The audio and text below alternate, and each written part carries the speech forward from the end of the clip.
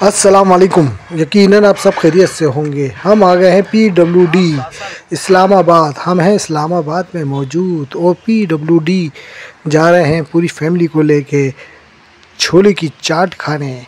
बहुत उम्दा, बहुत लजीज यहाँ पर छोले की चाट होती है। हमने बोला चले हम यहाँ पर छोले की चाट खाते हैं और छोले की चाट बहुत लजीज होती है, बहुत उम्दा छोले की चाट होती है। शिकारपुर शॉप पे पहुंच गए हैं हम। बहुत उम्दा, बहुत लजीज चाट बनाते हैं ये लोग। ये देखें पैकिंग में, देखें आप किस तरीके से पैकिंग में चाट देते हैं। अगर घर ले जाना चाहें तो घर ले जाएं। हम तो अपनी गाड़ी में बैठ के चाट खा रहे हैं क्योंकि दुकान पे बहुत रश है, तो हम यहाँ पर पैकिंग में ले आए हैं और यहाँ पर बैठ के सब चाट खाएंगे। ये देखें, ये है शिकारपुर PWD पे।